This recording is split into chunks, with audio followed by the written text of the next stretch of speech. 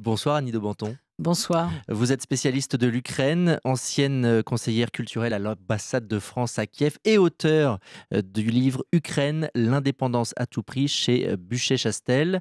Merci d'être avec nous dans ce studio. Je vous en prie. L'Ukraine n'est plus à la une de l'actualité depuis plusieurs semaines et pourtant les autorités de Kiev ont lancé début juillet ce qui est présenté comme un assaut final contre les séparatistes pro-russes dans l'est du pays.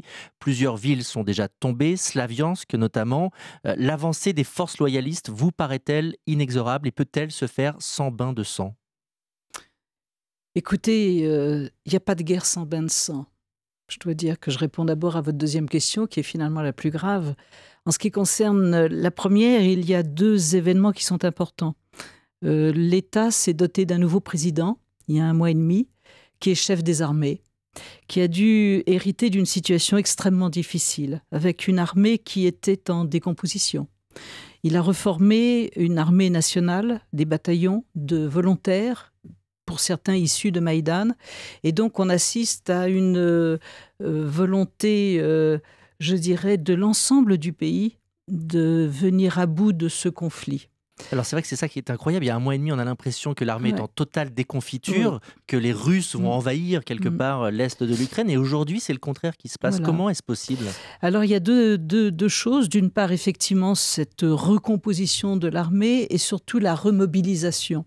Non pas au sens militaire du terme, mais au sens psychologique, c'est-à-dire vous êtes des patriotes, vous devez défendre votre pays, chose qui effectivement leur avait échappé depuis plus de 20 ans que cet État est indépendant et qui avait tendance à croire que voilà, on n'aurait jamais affaire à la guerre. Ça veut dire quoi? Ça veut dire que les civils ont repris les armes eux aussi?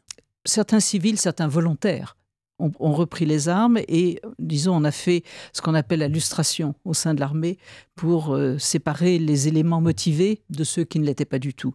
Et l'autre événement extrêmement important, c'est l'hésitation profonde du Kremlin. L'hésitation, elle se voit sur le terrain, mais elle se voit également au sein du monde politique. Elle est due à deux événements. D'une part, les sanctions portent durement sur l'économie russe, sur les hommes d'affaires, sur les classes moyennes, sur l'entourage de Vladimir Poutine. C'est vrai que les premiers commentaires disaient bon, ce sont l'entourage lointain, ce n'est pas si important, Vladimir Poutine n'est pas touché directement. C'est-à-dire que le Kremlin avait toujours tendance à dire, il employait même le terme, ce sont des petites gifles. Et pas grand-chose. En réalité, c'est pas tout à fait ça. Ce sont de grosses gifles. C'est des grosses gifles. Et l'autre événement important, c'est que le phénomène Maïdan, en tant que phénomène démocratique, touche une partie de la population, même si c'est pas majoritaire. Et donc, il y a là quelque chose qui est en train de se retourner à l'intérieur du monde russe, au sens strict du terme, au sens des frontières, une sorte de débat idéologique sur qu'est-ce qu'on fait. Est-ce qu'on élargit le pays et jusqu'où? Ou est-ce qu'on essaie de, finalement, essayer de démocratiser et de gérer notre fédération à notre manière, mais de la gérer? Alors sur la Russie, ce que vous dites est intéressant. Ça veut dire quoi? Ça veut dire que Vladimir Poutine est contesté en son sein par qui?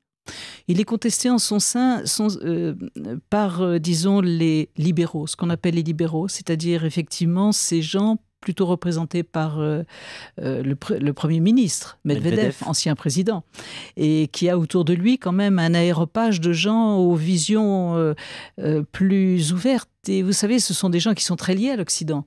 Les gosses vont étudier à l'Ouest, les comptes bancaires sont bloqués, qu'est-ce qui se passe? On peut plus.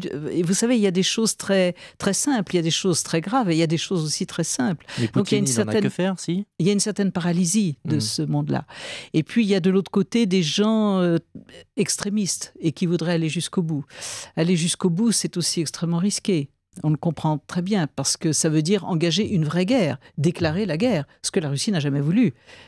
Alors sur le plan diplomatique, François Hollande et Angela Merkel ont encore appelé aujourd'hui Vladimir Poutine pour lui dire, voilà, forcer les séparatistes pro-russes à négocier. Est-ce que c'est possible? Très honnêtement, ça paraît un peu étrange, parce que de toute façon, les munitions et les hommes sont déjà entrés dans le pays. Il y a une partie d'entre eux, vous savez, il y a eu une sorte de sécession au sein des séparatistes.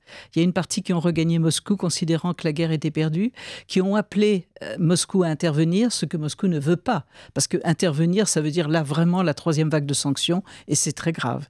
Et donc ceux qui sont dans le pays, c'est plus la peine d'appeler à rendre les armes, parce qu'ils les auraient déjà rendues. Donc il y a là effectivement un jeu de menaces qui peut jouer, parce qu'effectivement l'Union européenne montrant qu'il va y avoir une nouvelle vague de sanctions qui va à nouveau durement frapper l'économie russe, qui ne peut plus se le permettre. Alors, les séparatistes pro-russes, on parle notamment du Premier ministre autoproclamé de la République de Donetsk, Alexandre Borodaï. Il a dit « Nous ne nous préparons pas à un siège, nous nous préparons à la contre-attaque ». Est-ce que Donetsk peut tomber? C'est une ville d'1 million d'habitants. On n'imagine pas que les forces armées ukrainiennes vont pouvoir entrer dans la ville comme ça. Ah, écoutez, vous savez, il y a la population quand même. 1 million d'habitants, c'est aussi beaucoup de civils. Beaucoup de civils ont fui.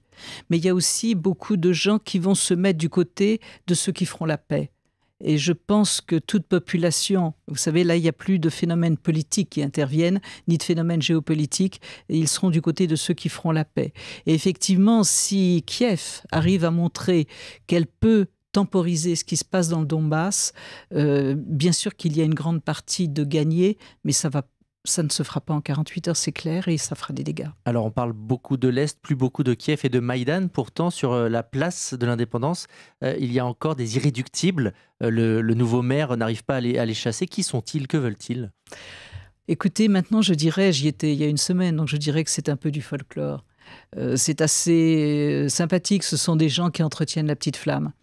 Il y a le côté grave en même temps, c'est là qu'a eu lieu une centaine de morts à la mi-février, donc il y a des gens qui ne veulent pas quitter aussi cet endroit qui a été si cruellement meurtri, mais en même temps il y a des gens qui sont là plutôt comme un mélange de badauds, un mélange de gens qui ne veulent pas arriver, qui ne veulent pas se battre et qui ne veulent pas en découdre, et qui sont là plutôt pour vraiment entretenir la flamme. Très bien. Merci pour vos précisions, Annie Daubenton, spécialiste de l'Ukraine, d'être venue dans Europe Nuit.